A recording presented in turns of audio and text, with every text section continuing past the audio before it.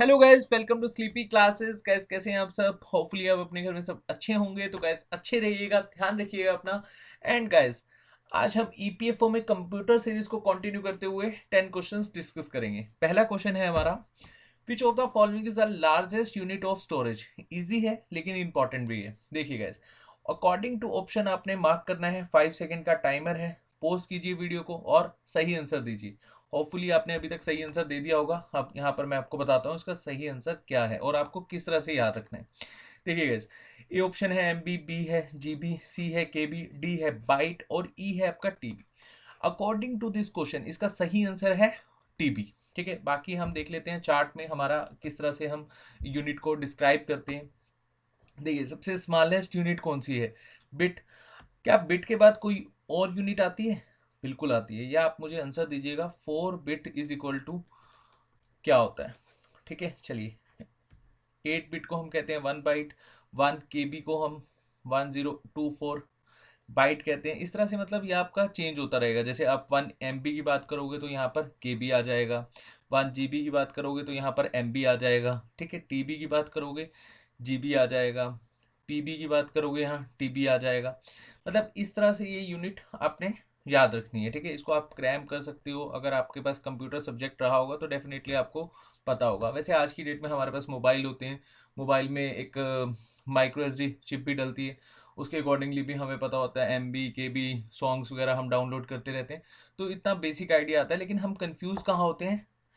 Hexa के बाद। ठीक है, ये एक्सा के बाद हम कंफ्यूज हो जाते हैं जेटा योटा जेनोटा में। हालांकि अभी तक आपके पेपर में ना जोटा तक पूछा जा चुका है। ठीक है, कि सबसे लार्जेस्ट यूनिट कौन सी है।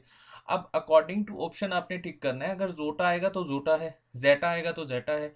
मतलब अगर इसे नीचे नीचे आएंगे और लार्जेस्ट पूछा जाएगा तो जेटा ही आंसर होगा। ठीक है guys? वैसे अभी तक योटा तक आ चुका है। होपफुली कि जेनोटा तक भी क्वेश्चन आ जाए। ठीक है, तो ये आपने जो चार्ट है इसको अच्छे से याद कर लेना है। यहाँ से क्वेश्चन बनता बनता है और मैंने जो आपसे क्वेश्चन पूछा है वो आप मुझे कमेंट सेक्शन में बताइएगा। चलिए नेक्स्ट क्वेश्चन देखते हैं। The CPU clock speed is normally expressed in. जो क्लॉक स्पीड होती है सीपीयू की वो हम किस में एक्सप्रेस करते हैं? ए ऑप्शन है हमारा मेगा हर्ट्स, बी है 500 मेगा हर्ट्स, सी है बिट्स पर क्लॉक टिक, डी है बाइट्स पर सेकेंड, ई है टिक्स पर सेकेंड। तो होपफुली आपने पोज करके इसका सही आंसर अभी तक दे दिया होगा। तो चलिए मैं आपको बताता हूँ, इसका सही आंसर है मेगा हर्ट्स। अगर यहाँ पर मेगा हर्ट्स हो तब भी ठीक है, गीगा हर्ट्स हो तब भी आपका सही है। अब हम इसकी एक्स्ट्रा इन्फॉर्मेशन में देख लेते हैं। देखिएगा, इस क्लॉक की जो स्पीड होती है वो बेसिकली यूजली हम उसको मेजर करते हैं मेगा हर्ट्स में। ठीक है, हालांकि ये वाला जो आपका ऑप्शन है ना ये कहीं हद तक सही है। ठीक है, समझिए मेरी बात को। 500 मेगाहर्ट्ज, लेकिन ये बहुत ज़्यादा है 500 मेगाहर्ट्ज। अगर हम इसको इस तरह से कंसीडर करें या यहाँ पर मेगाहर्ट्ज हो तो आपने जो प्रायोरिटी है वो मेगाहर्ट्ज को देनी है। ठीक है गाइस, अब यहाँ पर एक्स्ट्रा इन्फॉर्मेशन में आपको क्लियर हो जाएगा मैं क्या कहने की कोशिश कर रहा हूँ। देखिए क्लॉक की जो स्पीड है हम उसको मेजर करते हैं मेगाहर्ट्ज में और गीगाहर्ट्ज में। मेगाहर्ट्ज को मिलियंस ऑफ पल्सेस पर सेकंड भी कहा जाता है। मतलब इस फॉर्म में भी आपसे पूछा जा सकता है। और गीगाहर्ट्ज को कहा जाता है बिलियन ऑफ पल्सेस पर सेकंड। ठीक है, आज की डेट में जो हमारे पर्सनल कंप्यूटर होते हैं या फिर लैपटॉप होते हैं वो कितनी स्पीड पे वर्क करते हैं? 100 मेगाहर्ट्ज। ठीक है, तो ये थोड़ा सा ज़्यादा हो जाएगा, इसलिए जो हम प्रायोरिटी है वो मेगाहर्ट्ज को देंगे। और उसके बाद जो आपने याद रखना है कि जो क्लॉक स्पीड है इसको हम डिटरमाइन कैसे करते हैं? क्वार्ट्स क्रिस्टल से। क्वार्ट्स क्रिस्टल सर्किट ये बहुत इंपॉर्टेंट है, इसको याद रखना।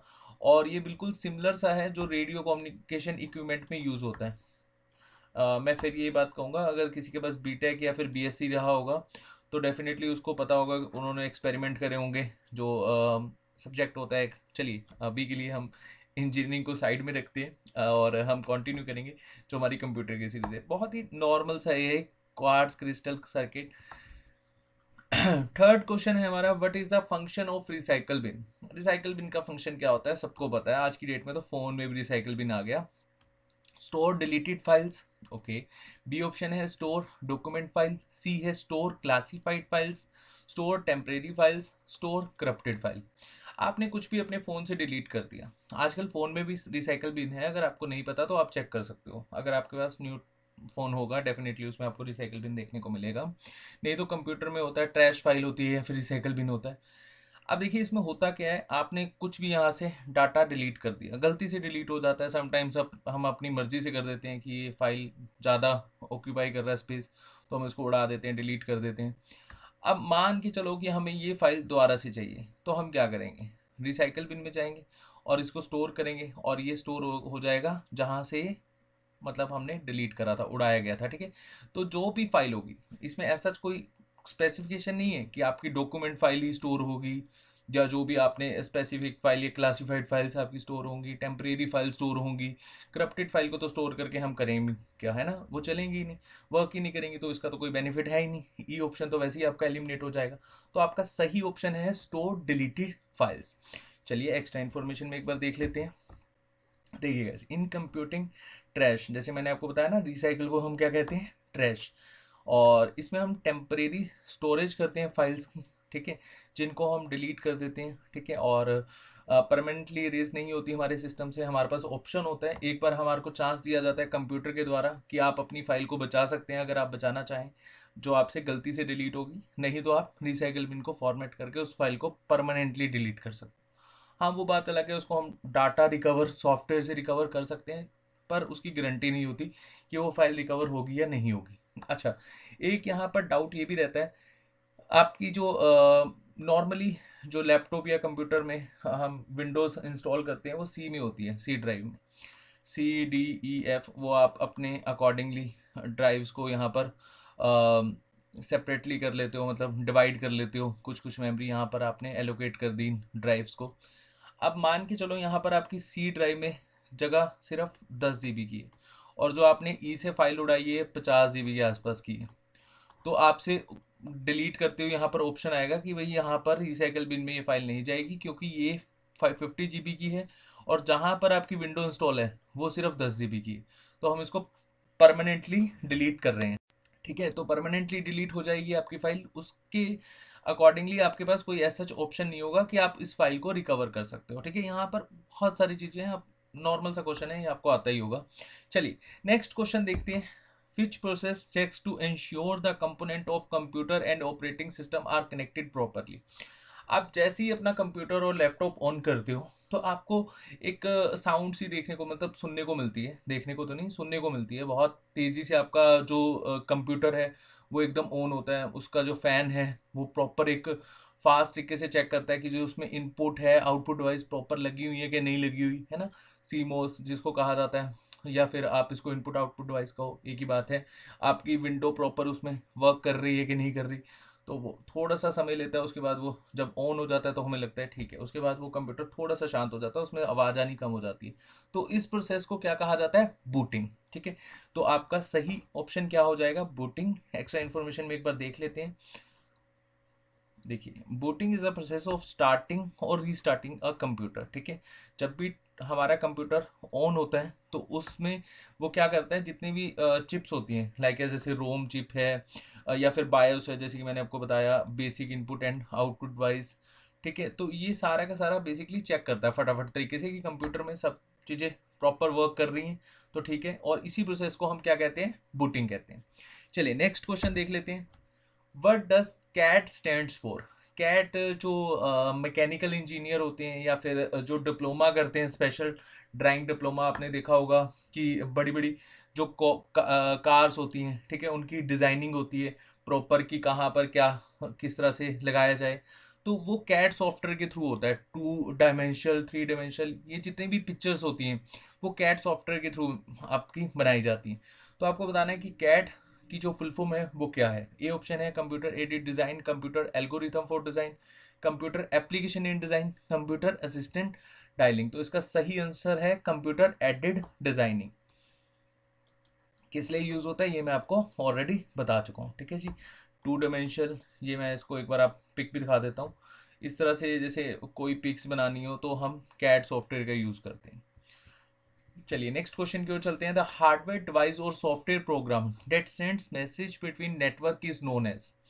अब जो इंटरनेट लगे होते हैं हमारे घर में, या फिर आपने स्कूल कॉलेजेस में देखा होगा इंटरनेट लगे होते हैं, और प्रॉपर एक सिस्टम होता है इंटरनेट का, जैसे एक लैब से दूसरी लैब से कनेक्ट होता है, फिर तीसरी लैब से कनेक्ट होता है। तो वो किस वजह से हो पाता है, चलिए मैं मानता हूँ यहाँ आपको पता होगा लोकल एरिया नेटवर्क, आप यहाँ पर ऑप्शन देंगे कि हाँ सर वो लोकल एरिया नेटवर्क होता है, लैन होता है। अगर बहुत बड़ा कॉलेज है, यूनिवर्सिटी है, तो वहाँ पर वैन भी हो सकता है, ठीक है।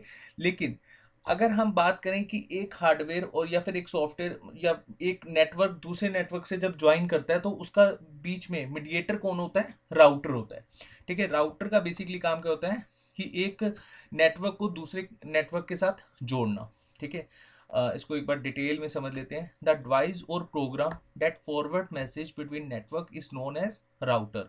और राउटर मेनली कनेक्ट किया जाता है टू मिनिमम नेटवर्क्स के बीच में, और कॉमनली इसको लैंस कहा जाता है या फिर vans, wide area network, local area network, ठीक है जी। राउटर्स एक तरह का गेटवे होता है, ठीक है जी, नेटवर्क कनेक्शन के लिए।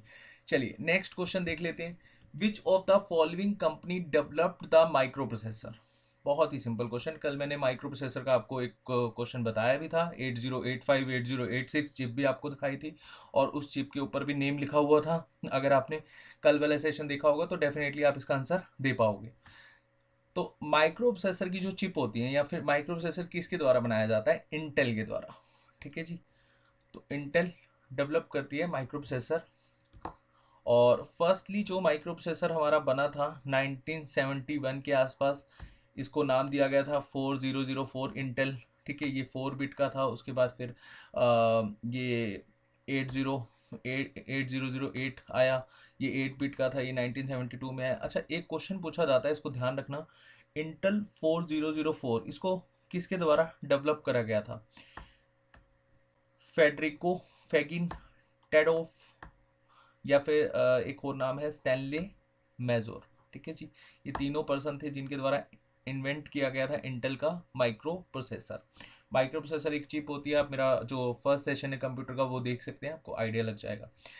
चलिए नेक्स्ट क्वेश्चन देखते हैं। वायरस। वायरस बहुत ही एक खतरनाक है, अगर हमारे कंप्यूटर में आ जाता है डाटा उड़ जाता है सारा का सारा। तो देख लेते हैं वायरस को हम क्या कहते हैं। अब इसकी फुल फॉर्म डेफिनेटली आपको नहीं पता होगी, और आपको अगर ये क्वेश्चन एग्जाम में देखने को मिलता तो डेफिनेटली आपको भी लगता है कि यार ये तो हमें पता होना चाहिए था, क्योंकि वायरस से हम कहीं ना कहीं भुगत चुके हैं, हमारा डाटा उड़ चुका है। तो वायरस की फुल फॉर्म क्या है? Whittle information resource under seize. Whittle का मतलब होता है इंपॉर्टेंट इन्फॉर्मेशन। जो इंपॉर्टेंट इन्फॉर्मेशन रिसोर्स होता है वो एक सीज, मतलब उसको एक, मतलब समझ रहे होंगे, सीज कर लिया जाता है। या बी ऑप्शन देखिए, vital information region under seize, vital information records under system, virus information records under seize. ये तो नहीं होगा, वायरस ही आ गया है ना, ये तो नहीं होगा।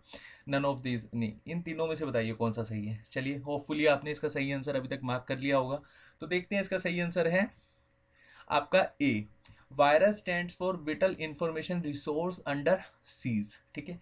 वायरस एक तरह का आप कह सकते हो कि हमारे जितने भी सॉफ्टवेयर हम इंस्टॉल करते हैं लाइक एस, अब उन सॉफ्टवेयर में ऑलरेडी कुछ ना कुछ हार्म फाइल्स होती हैं, ठीक है। हालांकि अब कुछ हार्म फाइल्स जरूरी भी होती हैं वो सॉफ्टवेयर को एक्सेस करने के लिए, लेकिन अगर मान लो कि वो हार्म फाइल हमारी दूसरी फाइल्स को जो कंप्यूटर में पड़ी हैं उनको करप्ट कर रही है, उनको धीरे धीरे डिलीट कर रही है, या हमारे सिस्टम को हैंग कर रही है, तो हमें लगता है कि हाँ वायरस के कंपैरेटिवली हमें एक एंटीवायरस को इंस्टॉल करना चाहिए, तब जाके हमारा सिस्टम अच्छे से वर्क कर पाएगा, ठीक है।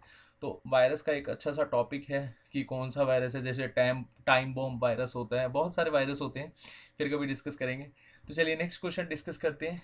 The rules that govern data communication is called. देखिए गाइस, अब इस ऑप्शन के अकॉर्डिंगली देखिए, जो हमारा एक तरह का डाटा कम्युनिकेशन का रूल है, जो डाटा कम्युनिकेशन को एक तरह के गवर्न करता है, तो उसको हम क्या कहते हैं? ए ऑप्शन है वर्चुअल ड्रैगन, बिल्कुल भी नहीं। बी प्रोटोकॉल, सी पैकेट मल्टीटास्किंग, ओके। ई है हमारा नन ऑफ दिस। तो इसका सही आंसर है protocol. Protocol is a set of rules that govern data communication, और ये एक तरह का क्या होता है, एग्रीमेंट होता है कम्युनिकेशन डिवाइसेस के बीच में। विदाउट प्रोटोकॉल हम जो दो डिवाइसेस को कनेक्ट तो कर पाएंगे, लेकिन हम कम्युनिकेशन नहीं कर पाएंगे। तो प्रोटोकॉल बहुत ही इंपॉर्टेंट होता है।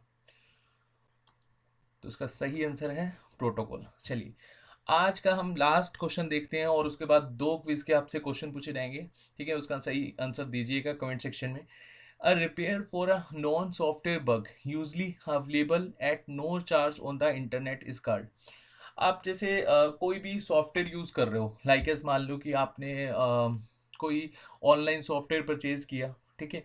अब उसमें वो फाइल ना अच्छे से चल नहीं पा रही, मतलब वो सॉफ्टवेयर अच्छे से वर्क नहीं कर पा रहा, तो वो कहेगा ठीक है आप अपना जो भी आपको प्रॉब्लम आ रही है तो आप यहाँ पर हमारी साइट पर भेज दो जो भी इशू है, ठीक है। तो वो एक तरह का बग होता है, एक एरर होता है, ठीक है, सॉफ्टवेयर में हम क्लिक कर देते हैं तो वो software after some times automatically ठीक से चलने लग जाता है, ठीक है।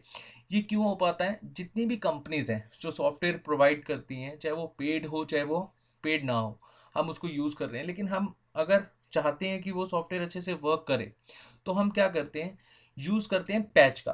पैच क्या काम करता है? जितने भी एरर्स हैं जो सॉफ्टवेयर्स में आए हैं या फिर जितने भी बग्स हैं उनको वो रिपेयर कर देता है और हमारा सॉफ्टवेयर बिल्कुल पहले की तरह स्मूथली रन कर पाता है। और ये किसकी वजह से होता है? पैच की वजह से। एक्स्ट्रा इन्फॉर्मेशन एक बार देख लेते हैं। Patch is a piece of software designed to update a computer program or its supporting data to fix or improve it. अब आपके मोबाइल्स में भी बहुत सारी एप्लीकेशन होती हैं जो चलते चलते रुक जाती हैं। जैसे आप अगर आप गेम्स वगैरह खेलते हो तो गेम्स में होता है कि हैवी फाइल्स होती हैं तो वो चलते चलते रुक जाती हैं, फिर हम उसको एक तरह से एरर जो होता है वो उनकी साइट पर भेजते हैं, जो जिसकी ऐप होती है, जिसकी वो गेम ऐप होती है, समझ रहे होंगे, जो भी कंपनी की, तो वो एरर को धीरे धीरे रिमूव कर देते हैं। मतलब बग्स जो एरर्स होते हैं वो रिमूव हो जाते हैं with the help of patch. और जो परफॉर्मेंस होती है वो सिस्टम की भी अच्छी हो जाती है, और सॉफ्टवेयर अगर अच्छे से चलेगा तो ऑब्वियसली सिस्टम भी अच्छे से चल पाएगा। चलिए अब जो क्विज है देखते हैं क्विज में कौन से क्वेश्चंस हैं, और इन क्वेश्चन का आंसर आप मुझे कमेंट सेक्शन में दीजिएगा। What is the primary job of operating system? Operating system की प्राइमरी जॉब क्या है? Command resources, manage resources, provide utilities, be user friendly. तो इसका आंसर आप मुझे कमेंट सेक्शन में दीजिएगा। जो सेकंड क्विज है, NIC stands for network integrated card, network internet card, network interface card, no internet connection. अच्छा, कल मैंने आपसे क्विज पूछा था, काफ़ी बच्चों ने इसको आंसर दिया, ठीक है, जब प्रीमियर के ड्यूरेशन में भी और कमेंट सेक्शन में भी। तो ऐसे ही क्विज के आंसर दीजिएगा। बाकी आपके जो भी डाउट्स रहते हैं कंप्यूटर से या किसी भी सब्जेक्ट से, आप अपने डाउट्स पोस्ट कीजिए कमेंट सेक्शन में, वहाँ पर हम आपको आंसर देंगे। Thank you so much. PDF मिलेगी आपको हमारे टेलीग्राम चैनल पर।